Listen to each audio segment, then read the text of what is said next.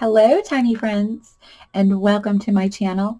I'm Jolene, and today I will be putting together a Bentley House Minis kit, and this is the haul tree created by Ava Bentley. But first I wanted to take this moment to say thank you so much to everybody that has subscribed to my channel. I am super excited that you all are enjoying my content, and I've even seen some of my favorite mini makers come by and show their support, and it is always nice to see them. So now I am going to show you the fastest way to put this kit together.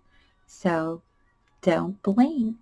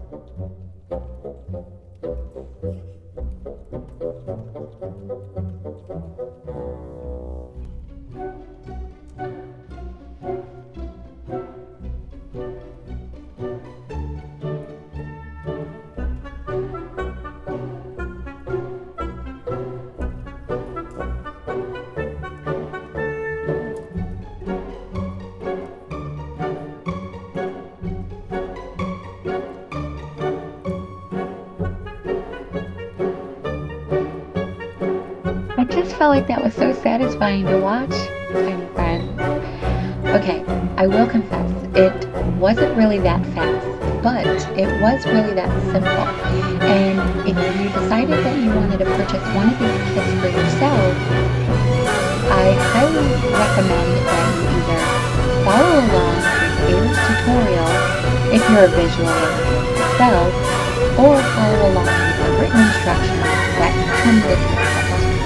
I will put a link in the description box below to Ava's website where you can purchase this kit, and also the tutorial.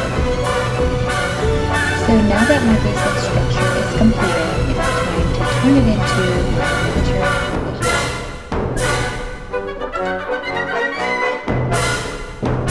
I want to frame out the panel on this tall tree, so I began with a template, and I used the negative space in the mat board that the pieces came on, and this was the perfect size because that's exactly how big the panel is. And then I just worked within the space that I had, so I knew I was going to have a perfect fit. For the bottom here, I actually cut a piece out, and I'll be using this piece here. This was a perfect opening. This was actually what the pegboard came attached to. And I just decided this was a perfect opening to use for the bottom frame. And I'll be placing it down here. Now I do have a face plate that came with the kit that I'll be using as well. So I need to make sure I have enough room for that face plate to go down. So I've drawn out my measurements and my length is good, but I will have to make some adjustments to the width. Okay, I got my frame cut out, and I'm just going to give it a dry fit with the faceplate just to make sure that everything is good to go before I go any further. So I'm just laying it here. This is where it's going to go, and I'll add my faceplate here. And it's a good fit. So that worked out perfectly, tiny friends. Before I continue, I want to show you this little tool that I have here. Now, this is a glue eraser that I found at the dollar store. It's made by Crafter Square, and it works extremely well to remove any of those glue clumps or leftover glue residue that's left behind after gluing. It works great on this mat board, and it also works on several different types of material. So I would definitely pick one of these up if you see it. So now I can go on to the upper frame, and it's going to have two openings here. And I just want to reveal that natural wood paneling that I'm going to have here on this hall tree. So I've used the pegboard to trace out my top opening, and now I have to measure out my bottom opening here. This space down here will be inside the storage bench. So I know where my space cuts off.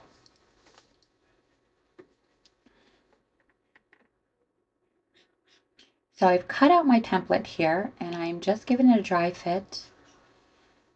I will be making some adjustments before I actually cut out my opening pieces, but I just want to make sure that I have the right size for my frame and that it fits in there nicely.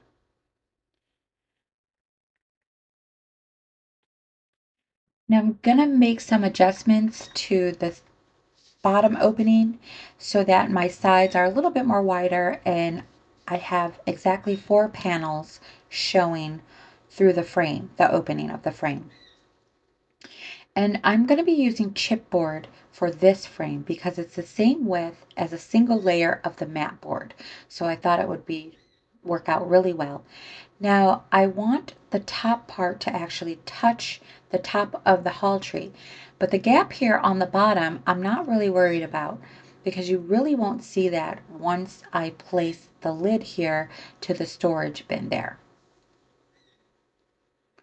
Okay, so I've got all my pieces that need to be added onto the hall tree. I've got my lid to the storage bench, I got my 2 frames, my side paneling, my face plate, and my hook rack.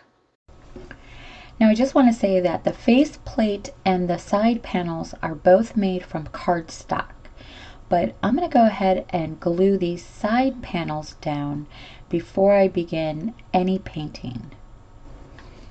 So the color that I'm trying to go for is more like a golden oak color, and without using my gold metallic paints because it has a shimmer to it, I mixed up some brown, yellow, and a little bit of orange in there, and I have a few different shades here, and I'm actually going to use the first shade because I feel like it's the closest color that I'm looking for, and in the end this is just going to act as a highlight color.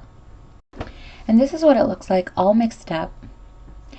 Now, tiny friends, the best way that I can actually save some of this paint for future uses is by tracing out the open spaces that I want to apply this color to.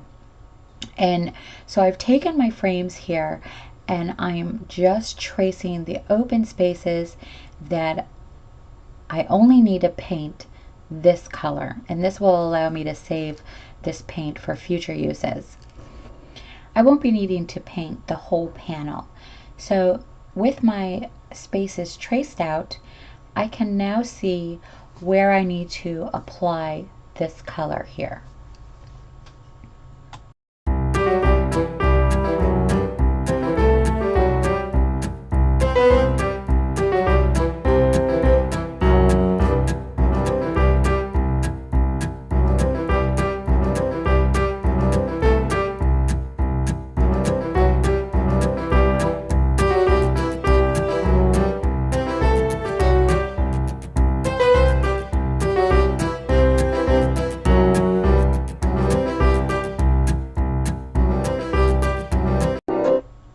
Okay, I thought that was fun to watch that in reverse, tiny friends. I've always wanted to see that painting in reverse action.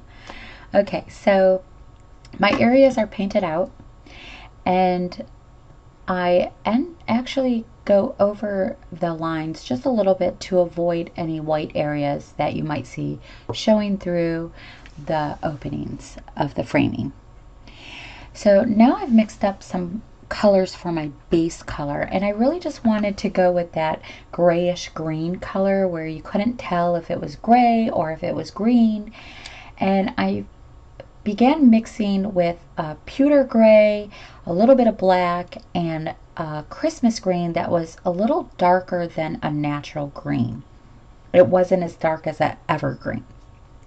So I began just playing around, and I have several different shades here, as you can see, and trying to choose a shade was a little bit difficult, but I kept mixing to find the shade that I really wanted to go for. And what I ended up doing was mixing in a little bit of blue. So I used this aqua blue here, and I decided to throw that in the mix and see what color that was going to turn out to be. And it actually ended up to be the color that I've chosen, and it's really the same color as the matte. So tiny friends, if any of you have one of these like vintage green and yellow mattes, that's exactly the color it turned out to be. Okay, so because my chipboard is brown, I'm going to have to give it a base coat of white acrylic here first to match it up with the mat board. I believe the mat board is maybe like an eggshell color or a slightly off-white, but this will give me similar palettes to actually work with, so that the underlying tones are, you know, quite similar to each other, because I'm going to have to mix up more of this coloring that I made, because I didn't actually mix enough to paint the whole hall tree. So when I mix it up and the batches don't come out exactly the same match, it'll be similar enough with the underlying tones that you won't really notice much of a difference. Okay, so I've got my main color on and I've painted up my side panels here. Now it's time to add my little face plate here. Now when I'm gluing cardstock or thin paper, I add a good amount of glue here, and I'm using tacky glue. And what I do is add a good amount here like this, and then I take my toothpick and I just run it over that glue all the way to the edge, and I'm just pushing all that excess glue out, kind of like a little squeegee. And this is going to give me a really even spread, and I'm making sure that I'm going over the whole entire thing completely from edge to edge as well. And also I am using fresh glue, because fresh glue is really thin at first. I will not allow when I'm working with thinner papers, I'm not going to allow that glue to get tacky, because it's going to be harder to work with, and I need it to be a smooth coat over it, or a smooth layer, so that when I actually lay this piece down and apply it to the hall tree, it will be nice and smooth. I don't have to worry about any bubbling, any bumps, and if I'm applying it from edge to edge, I won't have to worry about it buckling up around the edges and lifting up. So tiny friends, you just want to take your time when you're applying glue to thinner papers like cardstock, and this is going to give you the best results in the end. Just be aware that you're making sure you're getting full coverage. Now on my side panels, they were a little bit more difficult because the pieces were larger, and my first panel, my tacky glue was a little bit tacky, and so I can slightly feel some bumps on that, but it's not noticeable at all, and my other panel turned out very smooth. So now that my frames are dried, I can notice a slight difference in the shades, and that's perfectly fine, tiny friends, because you are not going to notice that at all in the end finish.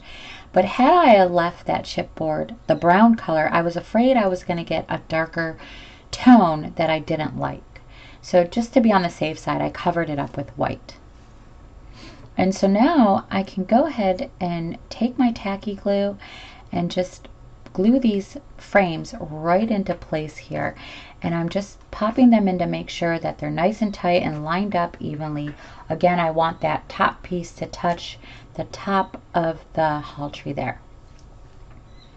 Tiny tiny friends, you can see where I've actually gotten some of the blue paint on that golden oak color, but I am not going to worry about covering that up or, you know, touching it up with more paint, because in the end that is not going to show at all. So it's not going to be a problem for me for this project.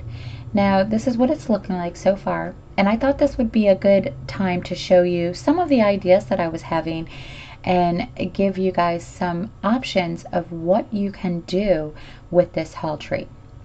So I have a few frames here and they're different sizes, and you know, in the kit you get the choice of paneling or a flat solid piece for your back. And you know, you don't have to frame it out like I did, but if you choose you want to frame it out or not frame it out, either way you can add one of these frames here, just to give it a different look. You can add a mirror to it. You can leave these frames empty if you like. If you were going for a shabby chic frame, would look really nice whether it was empty or had a mirror in it. Here's a larger frame that looks pretty good. So I'm just wanting to give you, like, these were some of the ideas that I was having, and you know, before I ended up with the final decisions that I made. But here's a square frame that you can also use a square frame. A square frame would work as well either way. So just, you know, tiny friends, go with your imagination. Here's an antique looking frame. Maybe think outside the box or how you would want to create. Look at some reference photos. One of the reference photos that I saw actually gave me the idea to frame out the paneling in this. So it's very good to look at reference photos of whatever piece you're creating. But here goes a frame that would work really well with a shabby chic style hall tree.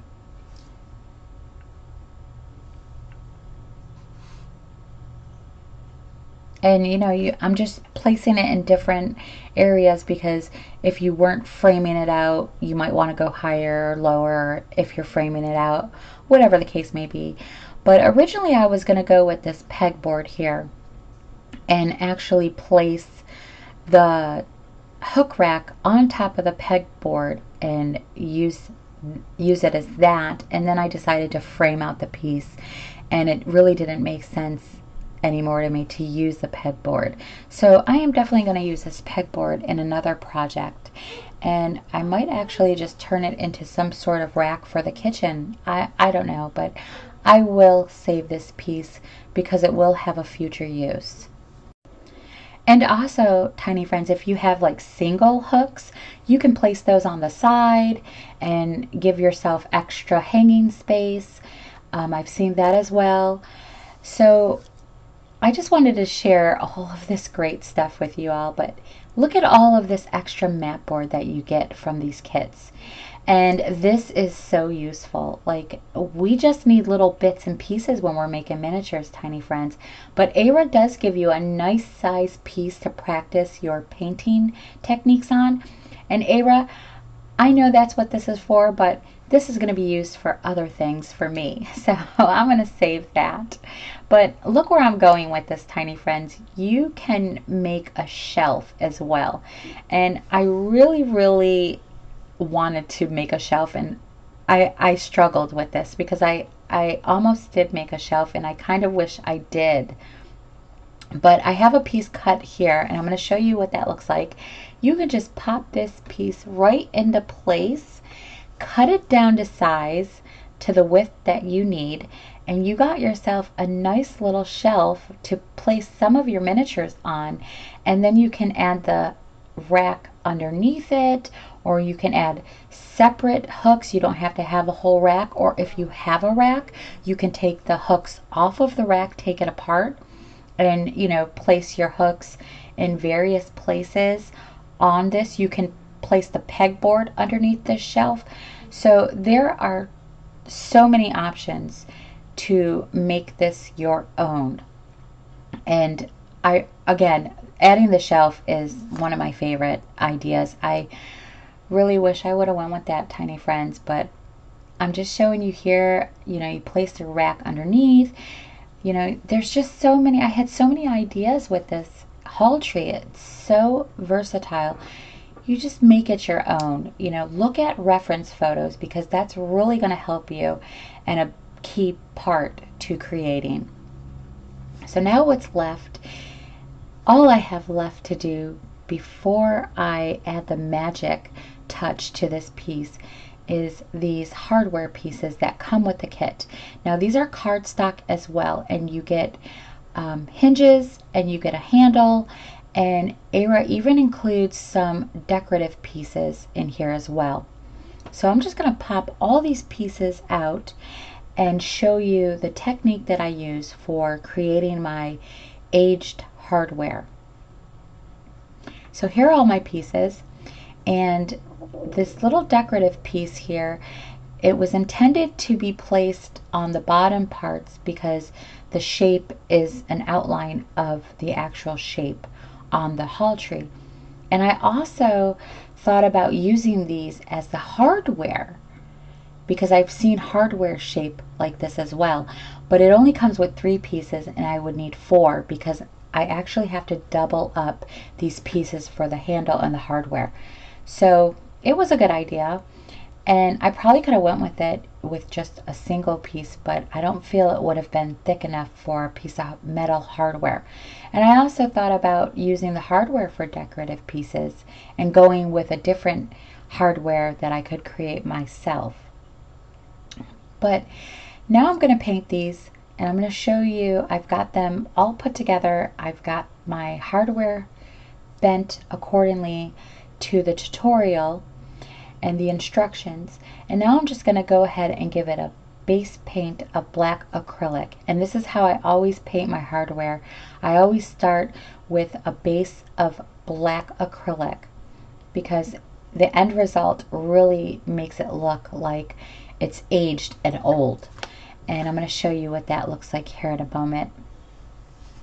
So all my pieces are nice and dry. I'm just going to take my little sponge here, and this used to have a case around it, and I actually pulled it out so that I can utilize the other end of the sponge as well.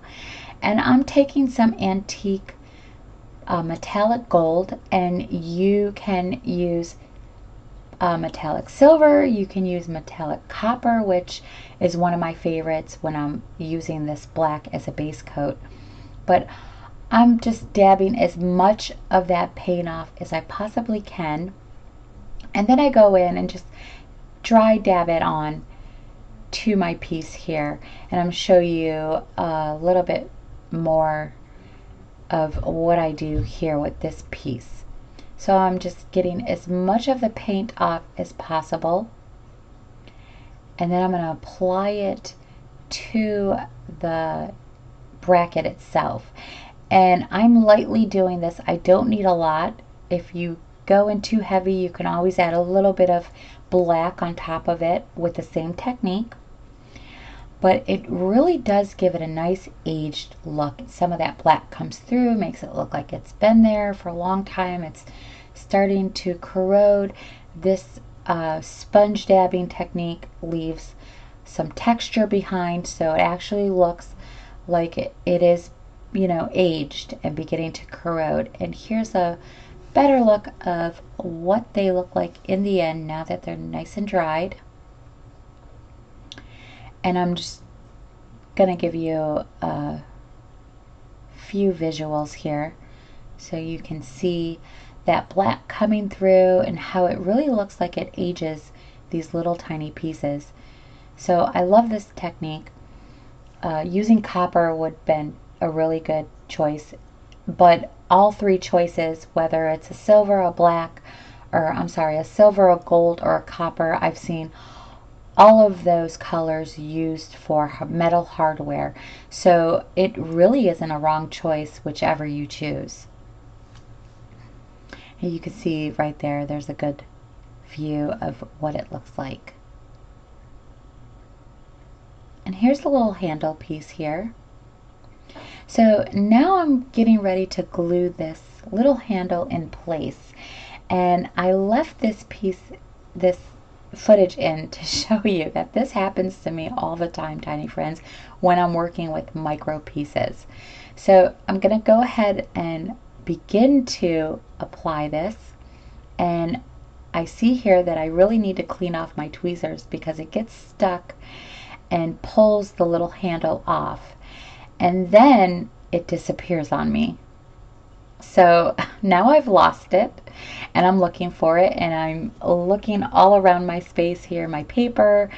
I'm looking on my hands. I'm trying to figure out where it went to. And when this happens to me, tiny friends, when I literally just had something in my hands and it disappears, my first thought is, I wonder where it's going to end up. I'm always curious to find out where it's going to end up, where I'm going to find it. But look where it ended up. So, oh, this is funny. You always see it in like the weirdest places. Like you're like, how did it end up there? How did that get there? So that is always my first thought. Where am I going to find this? Where is it going to be? And it's almost like exciting to find out where that ends up. So I'm going to give it another coat of glue here, and I'm using tacky glue, tiny friends. And I lost most of it in the disappearance. So I'm going to give this a second try, and I'm just going to take my time to place this so that I can make sure that it's right in the center, because this piece is going to be up front and centered. So I want to make sure that that's where it's going to be sitting. So there it is, and now I've got all of my hardware on here, and you can use real hardware as well, little metal hardware pieces that you purchase for your miniatures, but because these were in the kit, I just chose to go with them. Okay, tiny friends, I have some powdered pigments here, and these are chalk pastels, and I'm going to pull out my brand new unused makeup brushes, because makeup brushes were made for powdered pigments, and they're going to work really well for me, but I actually only end up using 2 of these brushes here. So I found that the detail and the precision brush actually worked the best for me for this project. But I'm also going to be using a little bit of water with these chalk pastels, just to damp my brush just a little bit, to pick up some more of that pigment and give me a more contrast, darker tone that I'm looking for, because I'm going to go really dramatic on this. So tiny friends, hang on to your wits, because you are about to witness the madness of the magic.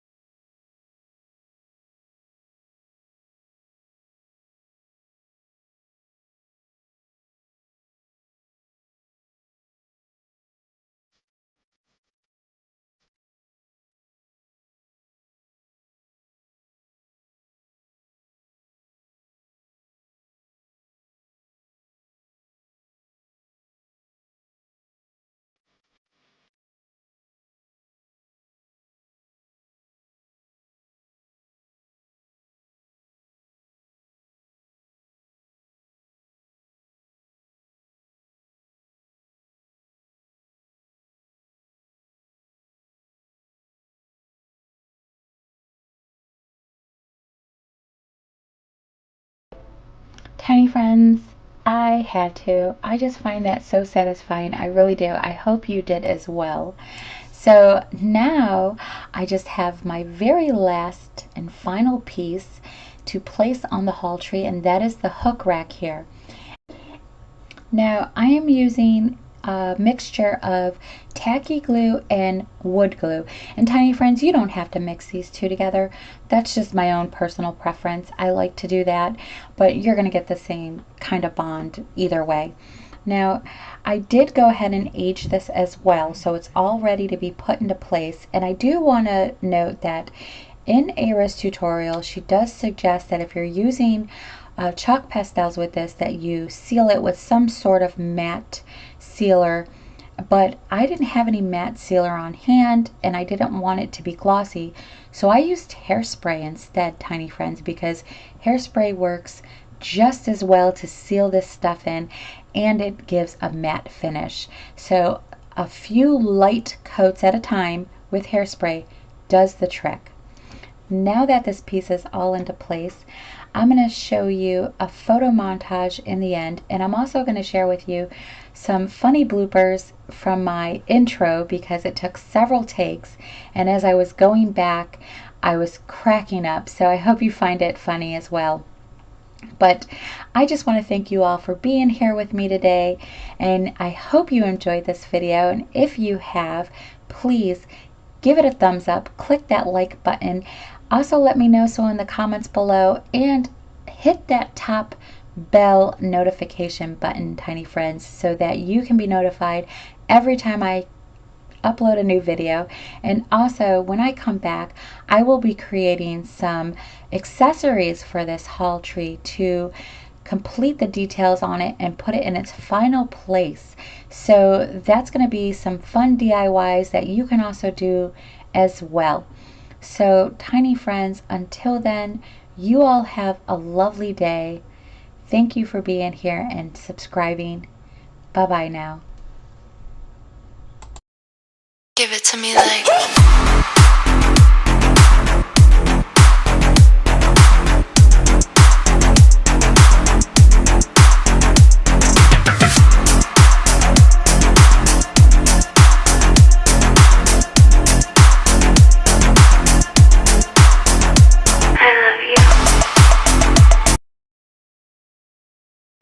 I've even seen, now I'm going to put together,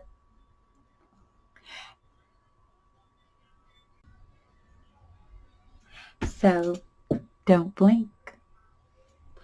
So don't blink. I did it. Did I do it? Tell me I did it. It's done. Okay.